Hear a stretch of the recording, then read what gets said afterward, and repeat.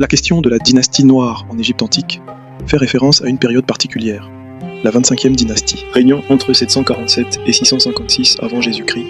Ces souverains venaient du royaume de Kouch, situé au sud de l'Égypte. Le royaume de Kouch s'était développé autour de la ville de Napata. Les Kouchites admiraient profondément la culture égyptienne. Ils adoptaient ses traditions religieuses, son écriture et son organisation, attendant une opportunité politique. Vers 747 avant Jésus-Christ, le roi Pi lança une campagne militaire et soumit les royaumes égyptiens rivaux. Il se présenta comme un restaurateur de l'ordre et de la tradition, insistant sur le respect des dieux égyptiens. Après lui, le pharaon Shabaka unifia le pays, se voyant comme l'héritier légitime des anciens pharaons. Taharqa fut le plus puissant de cette dynastie, marquant son règne par de grands travaux et une prospérité relative. Cependant, son règne fut marqué par des conflits avec une autre puissance, l'empire assyrien de Mésopotamie.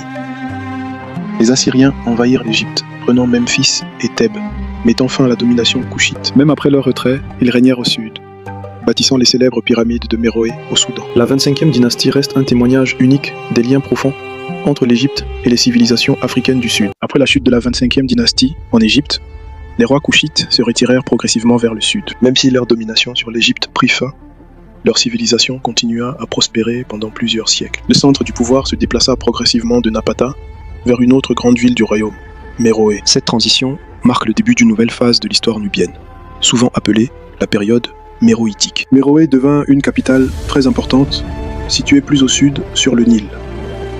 La région possédait de nombreux avantages. Elle était proche de ressources essentielles comme le fer, le bois et les routes commerciales vers la mer Rouge. Grâce à ces échanges, Méroé s'est transformé en un centre économique et culturel très dynamique. Les souverains couchites continuèrent à utiliser certains symboles et traditions de l'Égypte antique. Par exemple, ils conservèrent le titre de pharaon et construisirent toujours des pyramides pour leur sépulture. Cependant, leur culture développa aussi des éléments propres.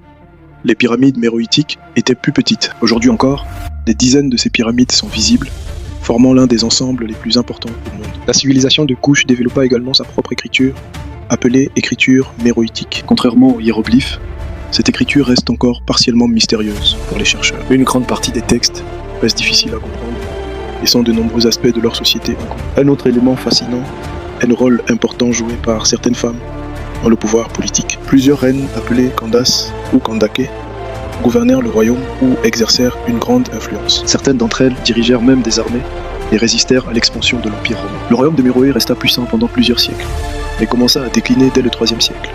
Des changements dans les routes commerciales et des pressions militaires de royaumes voisins expliquent cette chute. Finalement, vers le IVe siècle après Jésus-Christ, le royaume de Kouch disparut en tant que grande puissance politique. Cependant,